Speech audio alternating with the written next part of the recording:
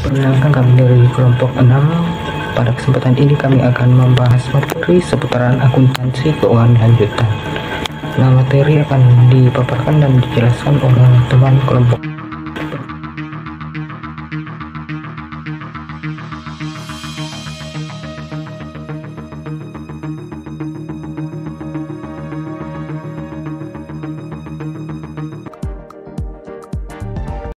Berikut saya akan menjelaskan materi pada bab 1 tentang kombinasi bisnis. Yang pertama, pengertian kombinasi bisnis menurut PSAK. Menurut PSAK, kombinasi bisnis adalah suatu transaksi atas peristiwa lain di mana pihak pengakuisisi memperoleh pengendalian atas satu atau lebih dari suatu bisnis. Yang kedua, menurut IFRS. Menurut IFRS, kombinasi bisnis adalah menyatukan satu atau lebih entitas gabungan menjadi entitas pelaporan di mana kombinasi bisnis dihasilkan dari satu entitas. Jadi kesimpulannya adalah kombinasi bisnis itu adalah suatu transaksi di mana suatu perusahaan memperoleh pengendalian atas suatu atau lebih perusahaan lain. Berikut ada 3 bentuk-bentuk kombinasi bisnis, yaitu yang pertama, merger. Merger merupakan kombinasi bisnis di mana suatu perusahaan mengambil alih aset neto perusahaan lain dan liabilitas perusahaan yang diambil alih akan dibubarkan. Yang kedua, konsolidasi. Konsolidasi adalah kombinasi bisnis di mana suatu perusahaan baru dibentuk untuk mengambil alih aset neto perusahaan lain. Dan yang ketiga, akuisisi saham. Akuisisi saham merupakan kombinasi bisnis di mana suatu perusahaan membeli atau mengakuisisi lebih dari 50% saham perusahaan lain. Berikut ada 3 hal-hal yang mempengaruhi perusahaan di dalam melakukan aktivitas kombinasi bisnis. Yang pertama, menghemat biaya. Yang kedua, menghindari risiko. Dan yang ketiga, mengurangi waktu kegiatan operasi. Dan yang terakhir, ada 3 motivasi sebuah perusahaan di dalam melakukan kombinasi.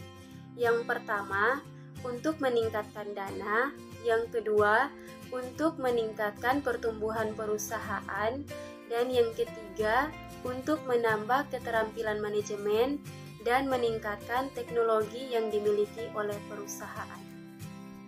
Masuk pada materi yang kedua, yaitu akuntansi untuk investasi saham, akuntansi dan pelaporan investor. Prinsip akuntansi yang berlaku umum adalah untuk mencatat akuisisi saham yang biasa mewajibkan investor tersebut untuk dicatat pada biaya investor. Terdapat 2 metode dasar akuntansi untuk investasi saham biasa. Yang pertama adalah metode nilai wajib atau biaya, digunakan jika kepemilikan investor pada investasi ikut pada 20%. Yang kedua adalah metode kertas, digunakan jika kepemilikan investor pada investasi lebih dari 20% dan memiliki pengaruh yang signifikan.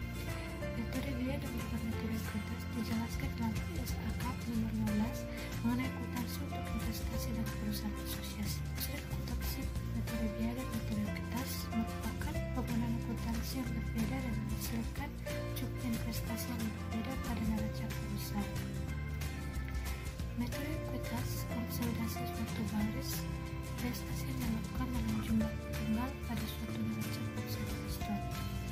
Perusahaan investasi dengan saham preferan merupakan metode ekuitas yang diterapkan pada investasi saham biasa. Bab 3 laporan keuangan konsolidasi. Bab 3 laporan keuangan konsolidasi. Bab 3. Yang pertama ada pelaksanaan penggabungan usaha melalui akuisisi saham. Penggabungan usaha terjadi ketika satu perusahaan memperoleh lebih dari 50% saham dari perusahaan lain, tetapi sekali hubungan induk anak terbentuk, pemberian tambahan saham perusahaan anak bukanlah suatu penggabungan usaha. Yang pertama, entitas pelaporan. Jika investasi pada saham bereksana menimbulkan hubungan induk anak, entitas pembeli dan entitas yang diperoleh tetap berfungsi sebagai entitas yang terpisah dan mempertahankan catatan akuntansi pada basis hukum yang terpisah. Kemudian yang kedua ada hubungan induk anak. Satu perusahaan yang memiliki lebih 50% saham yang lain dapat mengendalikan perusahaan tersebut melalui kepemilikan sahamnya, dan hubungan yang terjadi antara kedua perusahaan itu adalah hubungan induk anak. Kemudian yang ketiga, kebijakan konsolidasi, yaitu laporan keuangan konsolidasi menyediakan berbagai informasi yang tidak terdapat dalam laporan keuangan terpisah perusahaan induk, dan laporan konsolidasi biasanya diwajibkan untuk menyajikan yang wajar posisi keuangan dan hasil operasi dari suatu kelompok perusahaan-perusahaan berafiliasi. Kemudian yang keempat, perusahaan induk dan perusahaan anak dengan periode fiskal yang berbeda, yaitu laporan keuangan perusahaan induk dan perusahaan anak yang digunakan dalam penyusunan laporan keuangan konsolidasi. Lazimnya adalah laporan keuangan dengan tanggal pelaporan yang sama. Kemudian, neraca konsolidasi pada tanggal akuisisi. Entitas terkonsolidasi adalah suatu entitas pelaporan yang tidak nyata. Penting untuk dicatat bahwa entitas terkonsolidasi adalah suatu entitas pelaporan tidak nyata yang tidak mempunyai transaksi-transaksi yang tidak menyelenggarakan buku besar. Kemudian ada neraca konsolidasi setelah akuisisi. Saldo-saldo akun baik perusahaan induk maupun perusahaan anak berubah untuk merefleksikan operasi masing-masing setelah hubungan induk anak dibentuk. Kemudian alokasi kelebihan pada aktiva bersih yang dapat diidentifikasi dan goodwill. Yang bagian pertama, aset alokasi pada neraca konsolidasi pada saat akuisisi. Kemudian yang kedua, efek amortisasi pada neraca konsolidasi setelah akuisisi. Kemudian berikut ada laporan laba rugi konsolidasi, yaitu laporan laba rugi konsolidasi seperti neraca konsolidasi lebih dari sekedar hasil penjumlahan akhir akun-akun pendapatan perusahaan-perusahaan terafiliasi. Kemudian ada penyatuan Bab 4, teknik dan prosedur konsolidasi. Prosedur penyusunan laporan keuangan konsolidasi terbagi atas dua. Yang pertama, mengeliminasi semua rekening timbal balik atau reciprocal account. Eliminasi dilakukan melalui jurnal eliminasi yang bersifat timbal balik. Yang kedua, menyusun kertas kerja atau worksheet yang digunakan untuk mempermudah penyusunan laporan keuangan. Prosedur penyusunan keuangan ini tergantung pada jasa yang dipakai. Dalam penyusunan laporan keuangan konsolidasi terbagi dalam 3 penyusunan. Yang pertama, metode ekuitas atau equity method. Konsep dasar dari metode ekuitas ini pada dasarnya memancing investasi induk perusahaan terhadap anak perusahaan sebagai suatu penyertaan modal, sehingga jika aktiva bersih anak perusahaan berubah karena kegiatan operasionalnya. Yang kedua, metode ekuitas tidak lengkap. Jika metode ekuitas diterapkan secara benar, laba bersih perusahaan induk adalah sama dengan laba bersih konsolidasi, dan saldo laba perusahaan induk adalah sama dengan saldo laba konsolidasi. Yang ketiga, metode harga perolehan atau cost method. Pada metode biaya yang dipakai untuk mencatat investasi saham-saham tersebut atau yang telah dibagikan oleh perusahaan yang diakui sebagai pendapatan atau revenue oleh induk perusahaan. Sebaliknya, laba atau rugi atas pemilikan modal atau saham hanya timbul apabila sebagian atau seluruh jumlah saham yang dimiliki tersebut dijual.